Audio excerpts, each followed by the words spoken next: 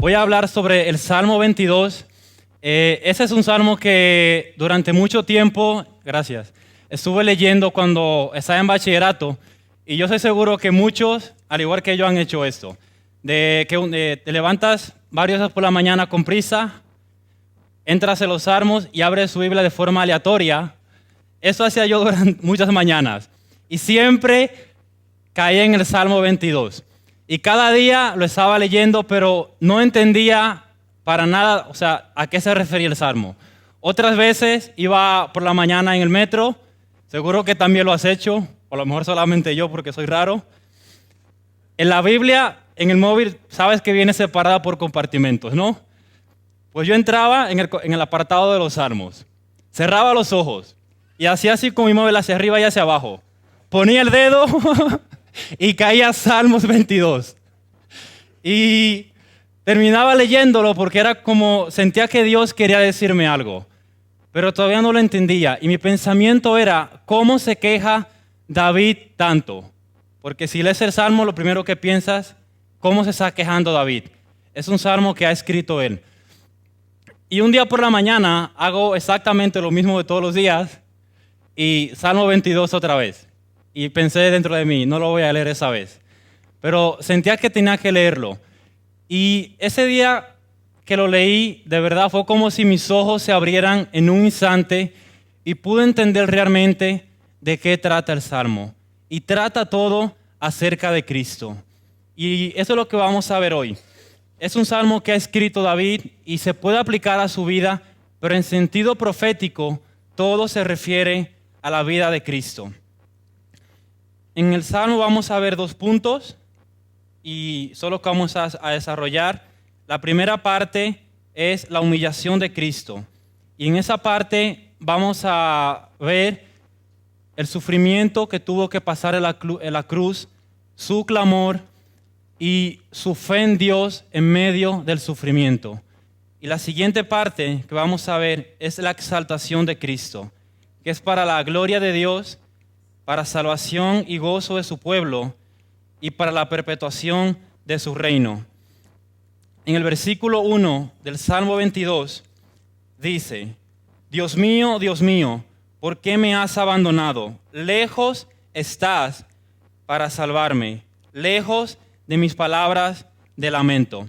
Y cuando leemos esto, podemos estar pensando en alguna situación que David estaba pasando, complicada, pero que está clamando a Dios. Y eso puede aplicarse igualmente a cualquiera de nuestras vidas. En que estamos atravesando un momento difícil o una situación complicada y estás clamando, Dios mío, ¿por qué me has desamparado? Atraviesas momentos donde sientes que Dios no te responde y te sientes sin auxilio, pero sigues clamando a Dios porque sabes que Él es tu confianza y que Él es tu refugio. Y cuando Dios es todo para una persona, yo creo que no hay mayor aflicción que sentirse abandonado por Dios, o sentirse que Dios no le responde, o sentir que Dios no le escucha. En el principio, Cristo, Dios Padre y Espíritu Santo vivían en una comunión perfecta. Una armonía que no podemos ni siquiera imaginar o no podemos concebir con nuestra mente. Pero cuando Cristo viene a la tierra y muere en la cruz, esa comunión que tenía con el Padre tiene que romperse a causa del pecado. El Hijo de Dios tiene que ser completamente abandonado. Si leemos los evangelios, todos sabemos que cuando Cristo estaba en la cruz, Él hace exactamente esa misma oración. Dios mío, ¿por qué me has desamparado? En otras versiones, ¿por qué me has abandonado?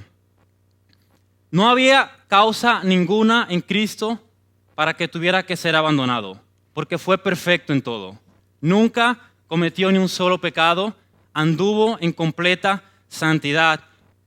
pero por causa de nuestros pecados tuvo que ser abandonado por Dios, porque nuestros pecados fueron puestos sobre Él. Y el pecado implica separación de Dios. Ahora, los que tienen hijos, esto seguramente lo van a entender mejor que nadie. Cuando tú tienes un hijo y le dices, no hagas eso o pasará esto. Es como una amenaza. La puedes cumplir. Dios Padre, cuando Cristo decidió tomar nuestros pecados y toda nuestra maldad, Él sabía la consecuencia. Sabía que no era simplemente una amenaza. Dios mismo tenía que abandonarlo en la cruz. Era algo real y fue algo que Cristo experimentó en su cuerpo. No fue simplemente una amenaza. A veces algo que seguro que muchos están pensando ya en los Juegos Olímpicos o que eso es un trofeo, pero es una copa, ¿vale? Algo que muchas veces se predica es que el trago amargo que Cristo tenía que tomar eran pues, los latigazos de los romanos o los clavos en sus manos, el sufrimiento que tuvo que experimentar en la cruz, que sí fue doloroso. O también se enseña como pues que Judas lo traicionó, Pedro lo negó 3 veces, sus discípulos lo abandonaron. Sí era difícil esto, pero el trago amargo realmente era tomar la ira de Dios. Era la comunión que había existido desde toda la eternidad y hasta la eternidad, en ese momento tuvo que romperse. Literalmente Cristo se hizo enemigo de Dios por causa nuestra. Esa era la copa de la ira que tenía que tomar.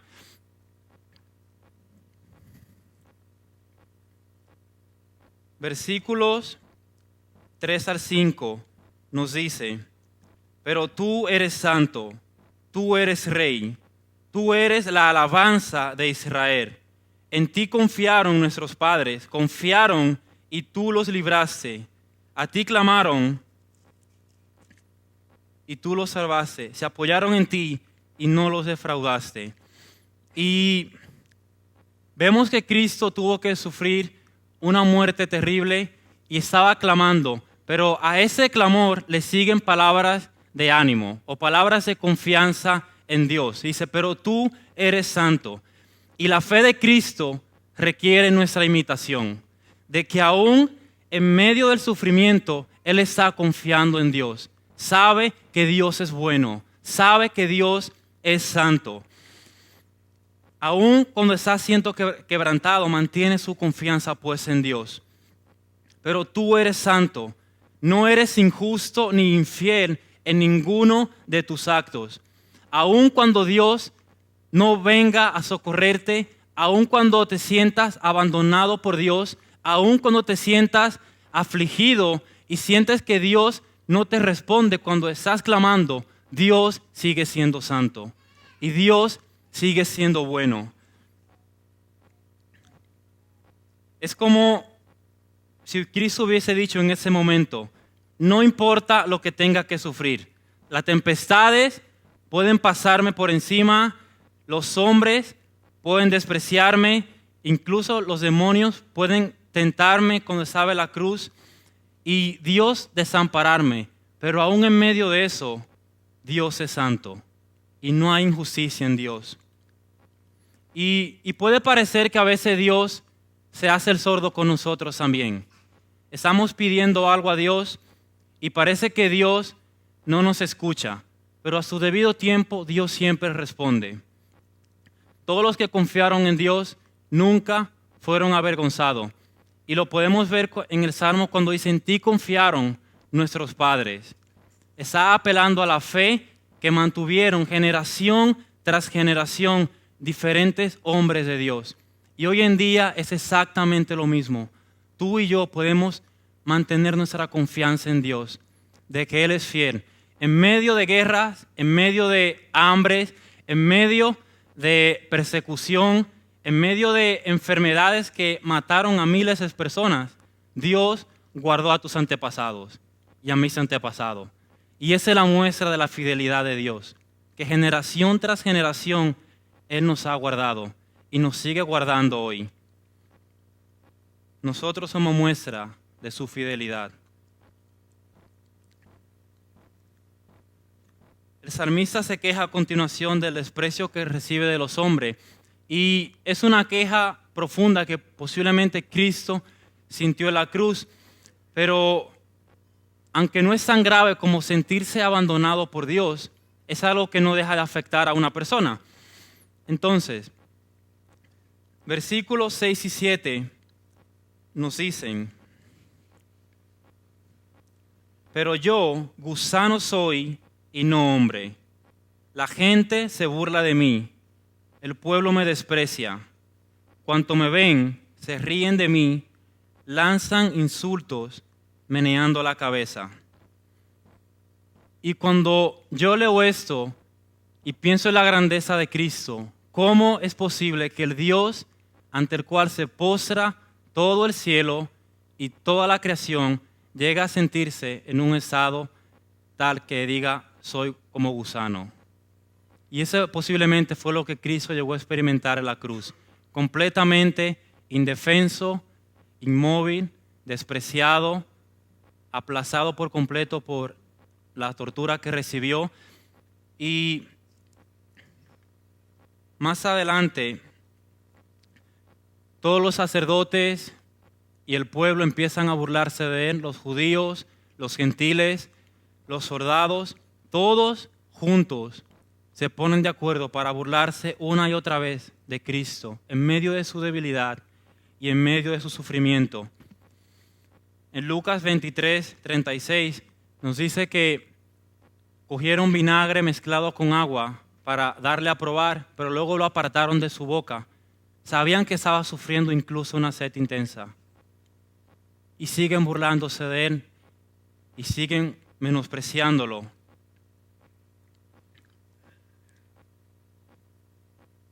¿De qué debemos impactarnos más nosotros? ¿De la crueldad que un hombre puede mostrar o del amor de Cristo en la cruz derramado por nosotros? Cuando pienso en eso, de verdad yo pienso, ¿cómo podemos quejarnos de ser avergonzados o ser ridiculizados? A veces cuando predicamos, nuestro temor es ese, a ser avergonzado por las personas. ¿Sabes? No puedes pensar en la cruz y tener temor a ser avergonzado.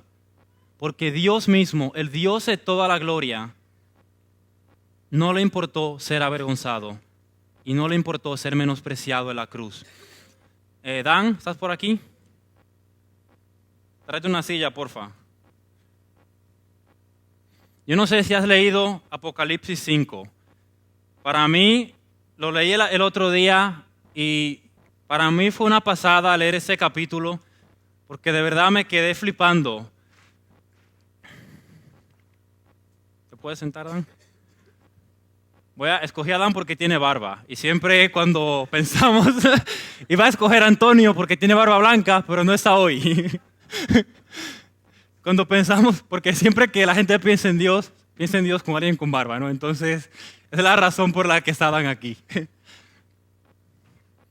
En Apocalipsis 5, Juan está teniendo una visión acerca de lo que está pasando en el cielo. Y dice que el que estaba sentado en el trono tenía un libro en su mano derecha. Y un ángel empieza a proclamar a gran voz: ¿quién es digno de tomar el libro y de abrir sus sellos? Y yo me imagino ese momento, una expectación en el cielo que impresionante. Dice que ni siquiera podían mirar el libro. Y cuando yo leo eso, lo primero que pienso es en el nivel de santidad que se requería para poder ir y tomar el libro. Solamente alguien sumamente digno, perfecto en todo, lleno de gloria y lleno de majestad, podía ir y tomar el libro. Nadie más, ni en el cielo, ni en la tierra, ni debajo de la tierra, ninguna criatura podía ir y tocar el libro, ni mirarlo. Y de repente nos dice, el león de la tribu de Judá el que ha vencido es digno de tomar el libro y de abrir sus sellos. Y aparece Cristo en escena y toma el libro. Gracias, Dan, ¿ya te puedo decir? Y toma el libro y desata sus sellos. Y de repente empiezan los seres vivientes a declarar quién es Cristo. Él es digno de gloria, es digno de todo el poder, de toda la honra. Luego miles y miles de ángeles se postran delante de Cristo y empiezan a adorarlo y empiezan a declarar quién es Él. El Cordero de Dios inmolado es el único digno. Y luego dice, toda criatura y todo ser viviente también se postran y dan gloria y honor al que vive por los siglos de los siglos. Y ese es Cristo. Si tú dudas del amor de Dios, mira a la cruz. Si tienes duda de que Dios te ama, mira a la cruz, la obra perfecta, el sacrificio de Cristo. Toda la gloria y la majestad que dejó, porque a mí me vino esa pregunta el otro día, no sé si alguna vez lo has pensado, pero durante 33 años Dios dejó el cielo y estuvo en la tierra. Así que Cristo, esos 33 años, no estaba recibiendo el honor que recibe día tras día en el cielo. Es mi opinión, ¿vale? Luego cada uno puede tener algo diferente.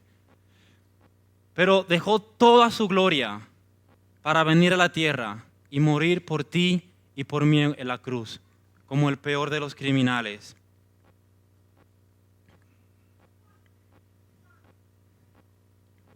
Isaías 53:3 dice, oprobio de los hombres y despreciado del pueblo.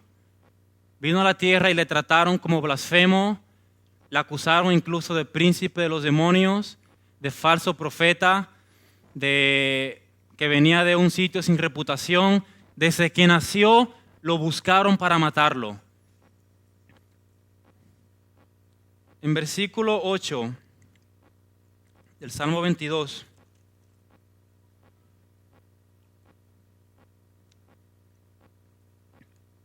Este confía en el Señor, pues que el Señor le ponga a salvo, ya que en Él se deleita, que sea Él quien lo libre. Y aquí hay un ataque dirigido directamente a la fe de Cristo. Cuando estaba en la cruz, empezaron a decirle, si tú eres Dios, bájate de la cruz. Si de verdad tú eres Dios, que destruyes el templo en 3 días y luego lo construyes, bájate de la cruz ahora, demuéstranos. Que vengan los ángeles a socorrerte. Están atacando su fe en el momento donde más débil está. Y lo mismo pasa en nuestras vidas. Momentos donde atraviesas situaciones difíciles, posiblemente matrimonios que quieren tener un hijo y no pueden. Te dicen, si tu Dios es real, ¿por qué no te da un hijo? Y empieza tu fe a ser atacada. Momentos donde atraviesas una enfermedad y no ves ninguna sanidad. Si tu Dios es real, ¿por qué no viene y te sana? Y tu fe empieza a ser atacada. Si tu Dios es real, ¿por qué no viene y te libra de los sufrimientos que estás pasando ahora mismo? ¿Por qué no viene y soluciona a tu familia? ¿Por qué no viene y te da paz o te da gozo? Si tu Dios es real, ¿por qué no viene y hace esto y esto y eso en tu vida? Y en los momentos de nuestra debilidad, o incluso cuando estás siendo tentado en algo y que no puedes vencerlo, si tu Dios es real, ¿por qué no te ayuda a dejar esa adicción?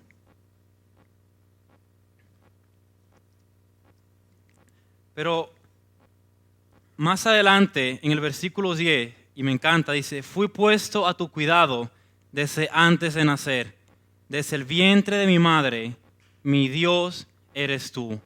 Aun cuando no teníamos cuidado de nosotros mismos, que no podíamos valernos, Dios tiene cuidado de nosotros y Dios sigue siendo fiel. En los momentos que atraviesan más difíciles en tu vida, Dios sigue siendo fiel y puedes mantener tu confianza en Él. Él nunca te va a desamparar. Vamos a pasar al versículo 16. Dice, como perro de presa me han rodeado. Me ha cercado una banda de malvados, me han traspasado las manos y los pies. Y ya cuando lees esto, no te queda ninguna duda de que ese salmo se refiere a Cristo por completo.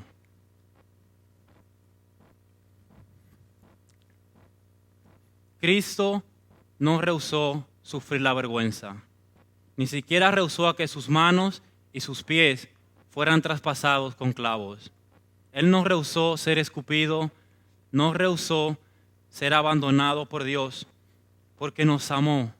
Estuvo dispuesto a sufrir la cruz por amor a nosotros. Durante aproximadamente 6 horas estuvo suspendido de la cruz, de pies y manos por clavos. Y, lees eso y solamente puedes pensar en el sufrimiento que pudo experimentar en ese momento. En el versículo 14 y 15 nos dice, se siente derramado como agua, derritiéndosele el corazón como la cera, tan seca la lengua que se le pega al paladar, pierde todo su vigor. Y luego en el versículo 18, se reparten entre ellos mis vestidos y sobre mi ropa echan suertes. Y yo creo que nunca nos detenemos a pensar que Cristo estuvo completamente desnudo en la cruz, pero estuvo completamente desnudo. Eso fue una muestra de que tuvo que ser avergonzado. Y la desnudez fue consecuencia inmediata del pecado. Si lees Génesis, capítulo 3, versículo 7, nos dice que en el momento que Adán y Eva pecaron, se dieron cuenta de su desnudez. Y lo primero que intentaron fue cubrirla con hojas de higuera y presentarse delante de Dios, con algo que no tenía ningún sentido. O sea, algo que dices, imagino a Dios pensando, ¿qué estás haciendo? Y el mismo error que cometieron Adán y Eva es lo mismo que hacemos nosotros muchas veces. Intentamos acercarnos a Dios con nuestras obras, con las cosas que hacemos. Dios, mira qué bueno soy en esto. Dios, mira cuánto oro. Dios, mira cuántas veces ayuno a la semana. Dios, mira cuántas ofrendas doy a la gente que lo necesita. Dios, mira qué buen misionero soy. O mira a cuánta gente predico. Y Dios se dice, no. Nada de eso tiene sentido. Eso es trapo de inmundicia delante de mí. Es que no podemos acercarnos a Él con nada. No hay nada que le podamos ofrecer porque Cristo lo hizo todo en la cruz. Y la cruz lo que nos dice literalmente es, no eres lo suficientemente bueno. Nos despoja completamente de nuestro orgullo y de las cosas que intentamos ofrecer a Dios. Y incluso el apóstol Pablo, eso es lo que dice, ¿no? Antes, judío de nacimiento, circuncidado al 8º día de nacimiento, las cosas que la ley exigía, pues él lo era todo y se sentía orgulloso de eso. Pero cuando conoce a Cristo, dice, todo eso es estiércol y todo eso es basura. Fue despojado de su orgullo y de todo lo que él consideraba que era valioso.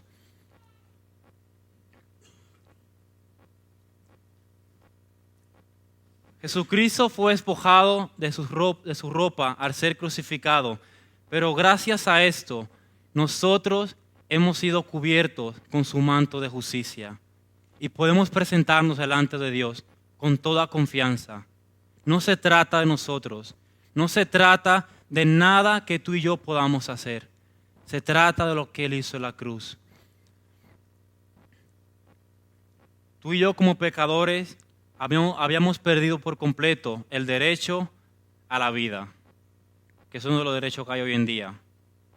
Pero Cristo ofreció su vida por nosotros para que pudiésemos tener vida una vez más. Él se hizo responsable de nuestros pecados. La segunda parte es la exaltación de Cristo. Y aquí voy a ir un poco rápido.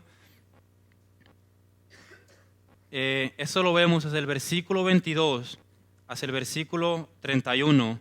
Y lo primero es que es para la gloria de Dios. Cristo venció la cruz y Él glorificó al Padre con su obra. Proclamaré tu nombre a mis hermanos, versículo 22 al 25. En medio de la congregación te alabaré. Alaben al Señor los que le temen. Hónrenlo, descendientes de Jacob. Venérenlo, descendientes de Israel. Porque Él no desprecia ni tiene en poco el sufrimiento del pobre. No esconde de Él su rostro, sino que lo escucha cuando Él clama. Tú inspiras mi alabanza en la gran asamblea. Ante los que te temen, cumpliré mi promesa. En Isaías 53, versículo 10, dice que Cristo fue sujeto a sufrimiento y que Él verá descendencia. Y nosotros somos esa descendencia, somos su iglesia. Gracias a su sacrificio, somos aceptos y somos parte de la familia de Dios. Y luego también nos dice en el versículo Dios que en esa congregación, aquí en Amistad Cristiana, en toda la iglesia del mundo, el nombre de Dios sería alabado y sería glorificado para salvación y gozo de su pueblo. Versículo 26 y 29. Comerán los pobres y se saciarán. Alabarán al Señor quienes lo buscan. Que su corazón viva para siempre. Festejarán y adorarán todos los ricos de la tierra. Ante Él se postrarán todos los que bajan al polvo, los que no pueden conservar su vida. Todos tendrían plena satisfacción en Cristo. Y de verdad no hay nada que tú y yo busquemos en esa tierra que pueda satisfacernos. El único que puede satisfacerte realmente es Cristo.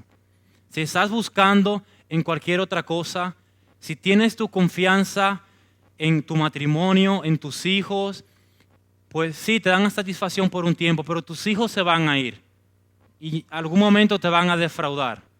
Si tienes tu satisfacción o tu placer en tu trabajo o en tu profesión, tarde o temprano se va a acabar.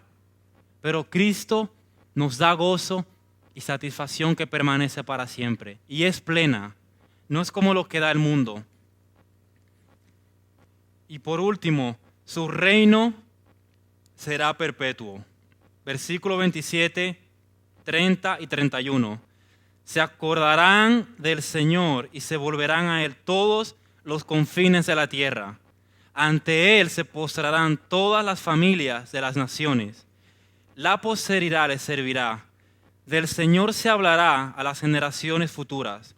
A un pueblo que aún no ha nacido se le dirá que Dios hizo justicia. El reino de Cristo se extenderá hasta los confines de la tierra y nunca tendrá fin. Todos van a postrarse delante de Él. Los que lo niegan ahora, tarde o temprano, caerán postrados delante de Cristo. Y eso es glorioso. Su reino continuará por los siglos de los siglos.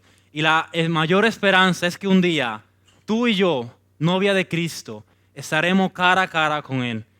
Y podemos verlo y adorarlo día y noche sin cesar, tal y como el cielo se postran los seres vivientes. Para muchos, ese mensaje de la cruz ha sido un signo de debilidad. Para otros, otras religiones como el Islam, ha sido una mentira de que Cristo no murió en la cruz, sino que lo hizo otro hombre. Para muchos otros, ha sido simplemente un hombre radical que por sus ideas murió en la cruz. Pero para nosotros, esa es la mayor esperanza. Para nosotros, esa es vida eterna. Imagínate el bosque más grande y más asombroso que te puedas imaginar. ¿Lo tienes en tu cabeza? Va. Y se cae una hoja de un árbol de ese bosque.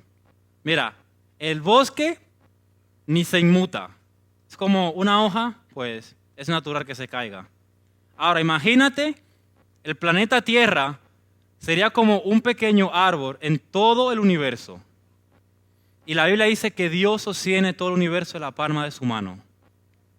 Y nosotros ni siquiera seríamos una hoja, seríamos el trocito de una hoja. Y el Dios que sostiene todas las cosas vino a esa tierra por ti y por mí. ¿Dudas de que Dios se ama? Mira la cruz una y otra vez. No hay nada que pueda deslumbrarte más que lo que Cristo hizo en la cruz.